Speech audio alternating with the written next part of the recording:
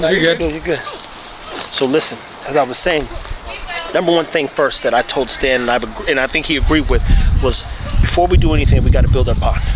And building your bond normally takes place like a real good bond between that 8 and 16 week mark. If you can get that dog to, I won't say obsess about you, but really care about you in that time frame, great things are to come as long as you stay consistent. What are some things that you say they could do to build that bond from 8 to 16 weeks? And clearly it's got to be sustained, but like that time is critical. Yeah. There's a lot of things that they can do. They can start by hand feeding the dog a lot, making the dog understand that good things come from you. Balls, tugs, if they were going to interact with those kind of things as well, make sure the dog knows that those things come from you. And quality time is going to go wonders. Take your dog out for rides. If you're going to go get some gas, take your dog with you. Walk him out at the gas station. If you're going to a friend's house, take the dog with you. Bring him inside, have him in your lap, hold the dog, caress the dog, pet the dog. All of these kind of things are going to build that bond and that relationship with the dog. See what I'm saying? And one of the things that I do is I start wearing old clothes because dogs, they're here first, right? That's what they start with. Everything starts with their nose, and then they basically like see or they hear. I don't know what's next. I think it's nose, eyes, ears. Nose, ears, eyes. There you go. Nose, eyes, ears. Nose, ears, eyes. One of them. One of them. Look it up. That being said, one of the things I personally do is I wear some old clothes, and as my dogs lay down and begin to relax when they go to bed or sleep, I put my clothes in there. And what you see is a lot of times my dogs will naturally go and lay on anything that I've been on, to be clear, because that's another thing that connects him to me while doing everything that he says too. Even if I'm walking them, at some point I'll pick them up and carry them for a little bit, especially if I feel like they're tired and need a break or they just need to be with me. Another thing I implemented was being able to hold my dog for a minute. You know, like pick them up and carry them since they're puppies, and I can still do it to this day with all of my adult dogs. So the next big thing, we're building the bond. The dog starts getting familiar, saying, hey, that's my person. That's who I fuck with. Next thing we do is we start talking about energy, because now energy matters, and you don't want to pour negative energy into your dog, and your dog's gonna frustrate you. Those are the facts. It's gonna piss, poop, shit, and tear some stuff up. So what are some things that they should focus on when managing their energy and managing their pup's energy? That's a great question there.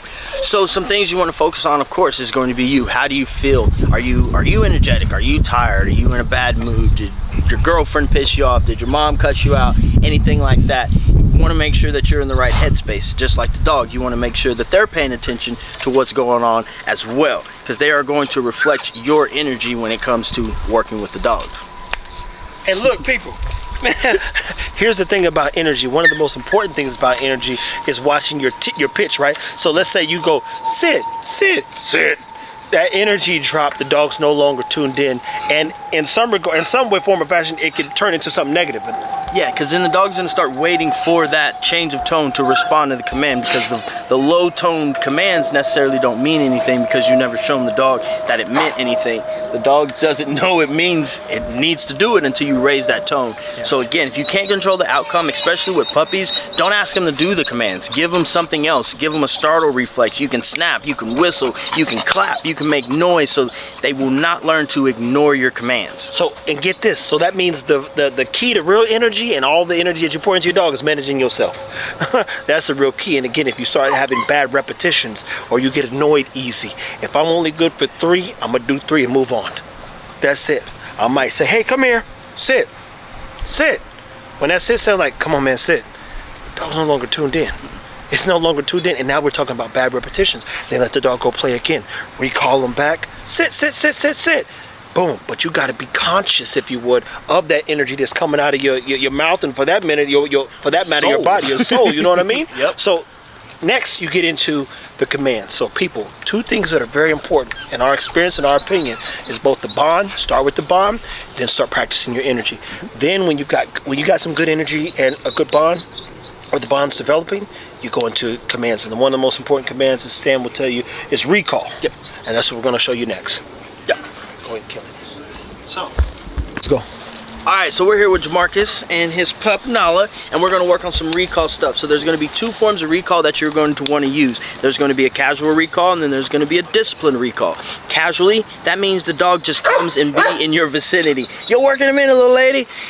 The dog just comes. Hey. Let's relax. It's Hush. okay. You're not missing out on nothing. I'm gonna put your ass back in the car. Boom, boom, boom. All right, so we're here. Start over. Just keep going. Just keep going. You good. You cut it. Remember, you know how to cut. Oh, yeah, I guess I do. Huh? Boom. Casual recall. Yeah, casual tactical recall. recalls, yeah. The casual recall is going to be when the dog gets in your vicinity and they are within range. It doesn't have to be any formal command. It doesn't have to be any physical spot. Hey, shut up. It's okay. This is good bloopers too. Hush. Down.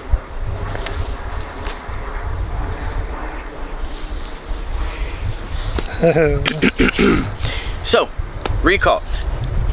Boom, boom, boom. The recall is the most important command that you are going to have with your dog, because if the dog gets out, it's going to be able to keep them safe. So you want to have multiple ways to call your dog. There's going to be a discipline and there's going to be a casual. Casual, she's just going to come to your vicinity. It doesn't have to be any physical position, and you're going to work on that by motion. So I'm going to hold this here, and you're going to get your dog's attention and walk that way. Okay. Nala. And when she joins you, mark the behavior. Good girl. Good girl, Nala. Good girl. All right, get a little more excited. All right. See, this is that energy we were talking about. Yeah, he's a dead body. I told him that.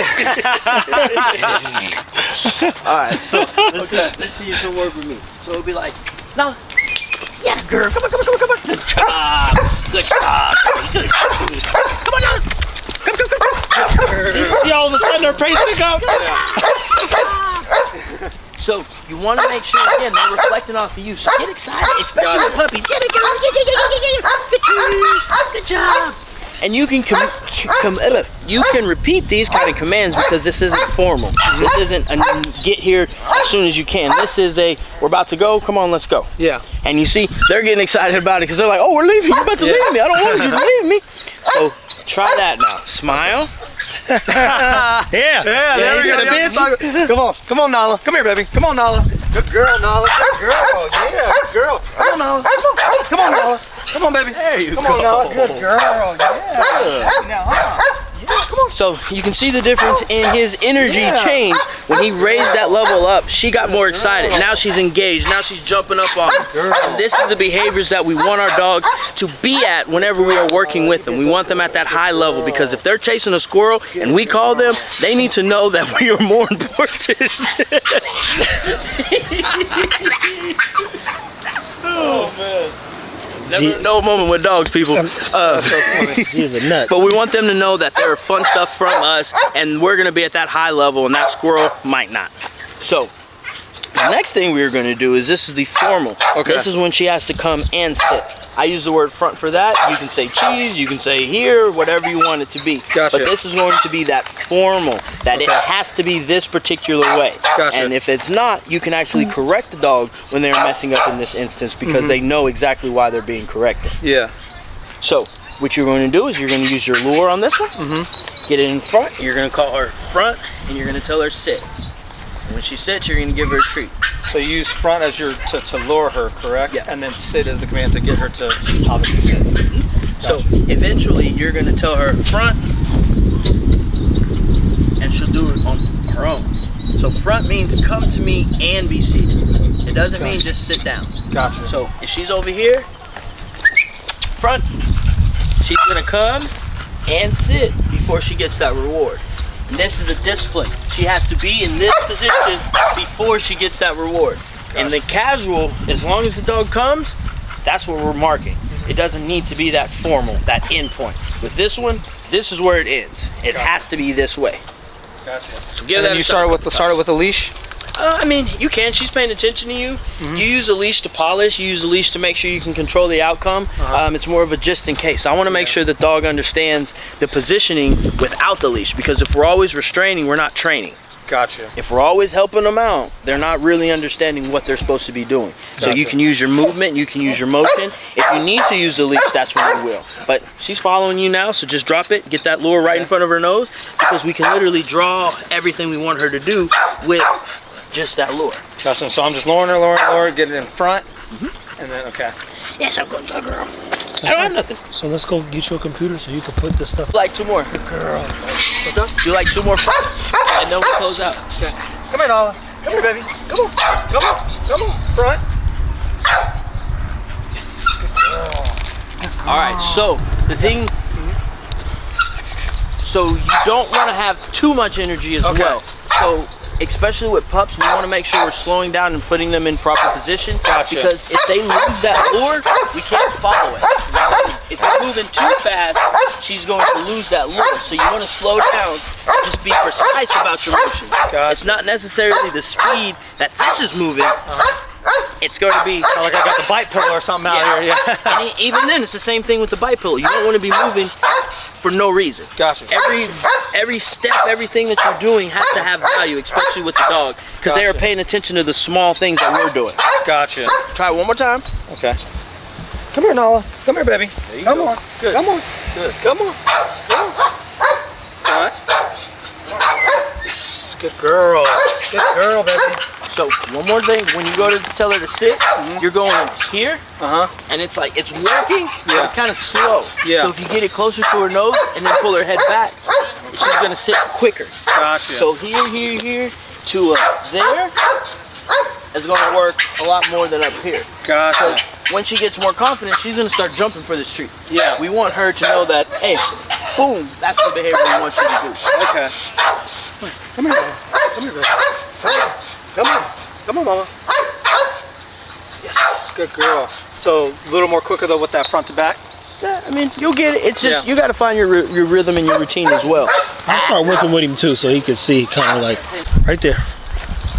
So this is something for you to do. You got some homework. Next time I see you, I want your dog to be fronting Okay. and a casual recall. We're gonna add some distractions next time, so we're gonna test you out. Okay.